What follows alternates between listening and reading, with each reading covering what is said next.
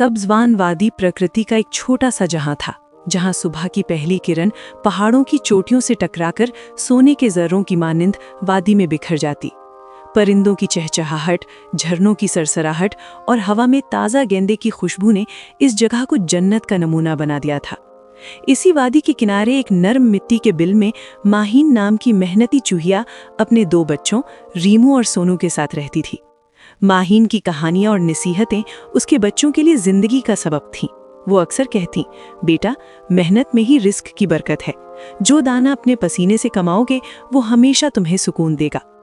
रीमू समझदार था और माँ की हर बात गौर से सुनता, जबकि सोनू मासूम और कुछ ज्यादा ही जज्बाती था।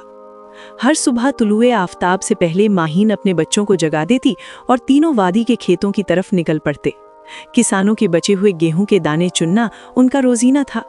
माहीन इंतहाई एहतियात से हर दाना उठाती, उसे साफ करती और अपनी गालों की थैलियों में भर लेती। रीमू माँ की मानिंद मेहनत से काम करता, जबकि सोनू रास्ते में तितलियों के पीछे भागता, फूलों को सूंघता और कभी कभार थककर दरख्त के नीचे बैठ जाता। शाम ढले वो अपनी मेहनत का समर अपने बिल में महफूज करते। ये गेहूं उनके लिए सर्दियों की जखीरा अंदोजी थी। माहीन हमेशा कहती, ये दाना तुम्हारी मेहनत की अलामत है, इसकी हिफाजत करो। इसी वादी के एक कदीम पीपल के दरख्त की बुलंद शाख पर करण नाम का एक कौवा रहता था। वो चालाक तो था ही, साथ ही सख्त लालची और काहिल भी था। उसकी सियाह चमकदार परें और तेज नजर उसे वादी का मक्कार तरीन परिंदा बनाती थी। करण मेहनत से सख्त नफरत करता था। वो समझता था कि अक्ल है तो पेट भरने के लिए मेहनत की क्या जरूरत। उसकी जिंदगी का मकसद दूसरों की मेहनत पर गुजारा करना था।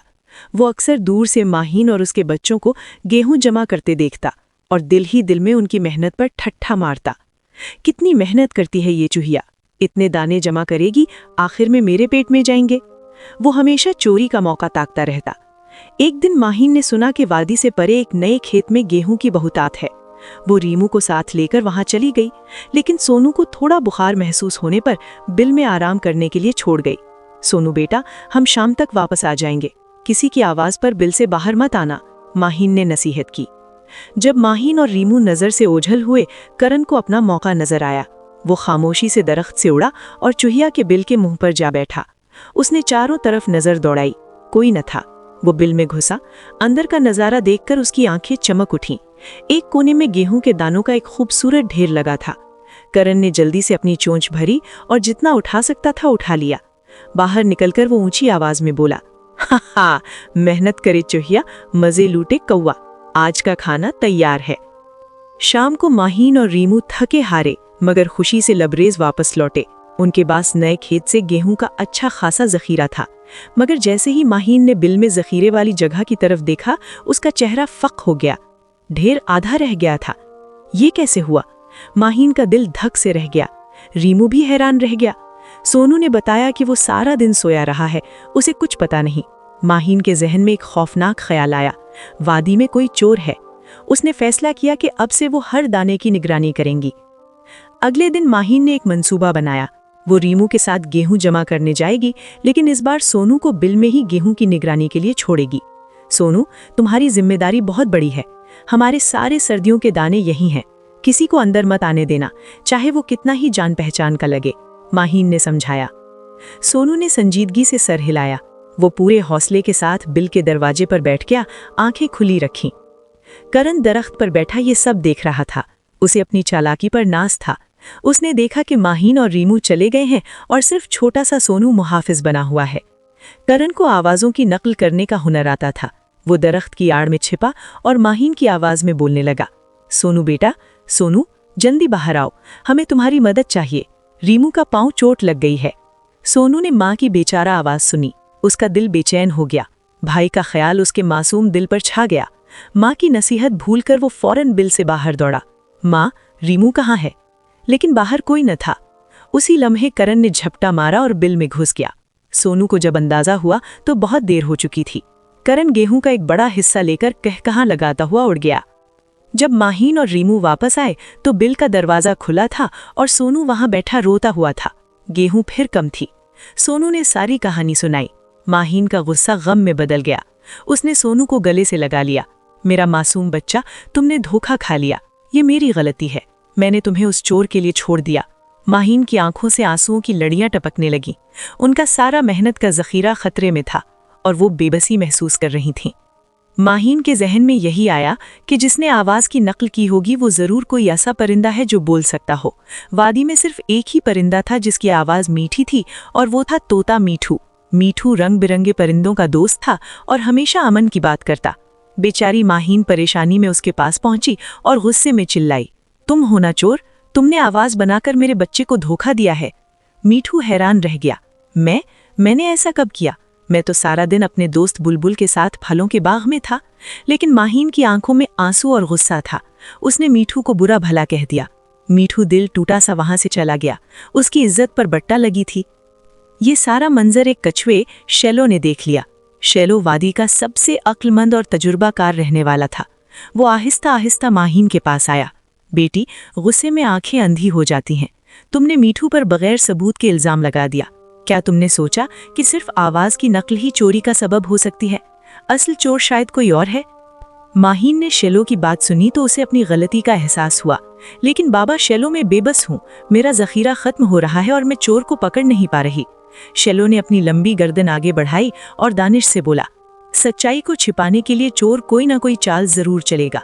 हमें उसे खुद ही बेनकाब करना होगा। शैलो ने एक चाल सोची। उसने माहीन, रीमू और सोनू को अपने पास बुलाया। तुम लोग कल सुबह वादी में ये अफवाह फैलाना शुरू कर दो कि किसानों ने चूहों से बचने के लिए जहर आलूद गेहूं खेतों में डाल दिया है। ये गेहूं खाने वाला अगले दिन तक मर जाएगा। देखते हैं कौन घबराता है। अगले दिन पूरी वादी में ये खबर आग की तरह फैल गई कि खेतों की गेहूं अब जहरीली हो चुकी है। परिंदे और जानवर डर गए, मगर माहीन, रीमू और सोनू जानते थे कि ये महज एक जाल है। करण दरख्त पर बैठा ये खबर सुनकर कांप उठा। उसने तो कल ही चोरी का गेहूं खाया था। अचानक उसे अपने पेट में एक अजीब सी मरोड़ महसूस हुई। हाय, मेरा पेट, ये जरूर जहर का असर है। मैं मरने वाला हूँ। उसका वहम उसे मारे डर के वहम में बदल गया। वो घबराहट में अपने आप को बचाने की तलाश में निकल पड़ा। उसे याद आया कि कछुआ शैलो बहुत अक्लमंद है और शायद उसके पास कोई इलाज हो। करण लड़खड़ाता हुआ तालाब के किनारे पहुंचा जहां शैलो सूरज सेंक रहा था। बाबा शैलो, मुझे बचा लो। मैंने वो जहरीला गेहूं खा लिया है जो मैंने खेत से चुराया। करण हकलाने लगा। उसी लम्हे दरख्तों के पीछे से माहीन, रीमू और सोनू निकल आए। उनके साथ वादी के दूसरे जानवर भी थे, जिनमें मीठू भी शामिल था। सबने करण की बात सुन ली थी। शैलो ने आहिस्ता से पूछा, करण, तुम्हें कैसे पता कि गेहूं जहरीली है? हमने तो सिर्फ चूहों के जखीरे के बारे में कहा था। तुमने चूहिया के बिल से गेहूं चुराई थी, है ना? करण का चेहरा शर्म से सुर्ख हो गया। वो सामने सब जानवरों को देख रहा था।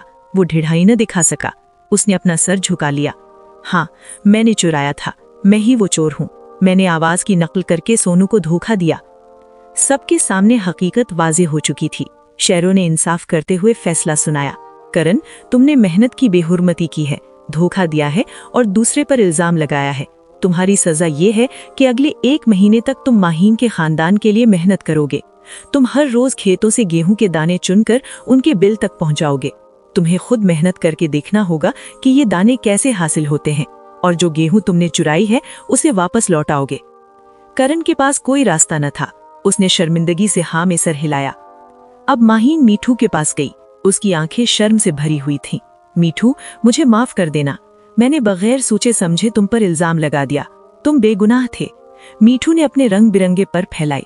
कोई बात नहीं माहीन, गलती हो जाती है। तुम्हारी परेशानी में तुम्हें गुस्सा आ ही गया। अब जब सच सामने आ गया है, सब ठीक हो गया। दोनों ने दोस्ती का हाथ मिलाया। पूरी वादी में एक बार फिर अमन और भाईचारे की फिजा कायम हो गई। इस वाक़ये ने सब्जवान वादी के हर रहने वाले को एक गहरा सबक दिया। पहला सबक, जल्दबाजी में किसी पर इल्जाम लगाना बहुत बड़ी गलती है। शैलो की दानिश ने साबित किया कि बगैर सबूत के किसी को मुजरिम नहीं ठहराना चाहिए। दूसरा सबक, चालाकी और मक्र से मिलने वाला फायदा आरिजी होता है। करण की चालाकी उसे वक्ती तौर पर गेहूं तो दे गई, मगर आखिरकार उसे शर्मिंदगी और मेहनत की सजा भुगतनी पड़ी। अगर कहानी पसंद आई है तो लाइक, शेयर और सब्सक्राइब करें।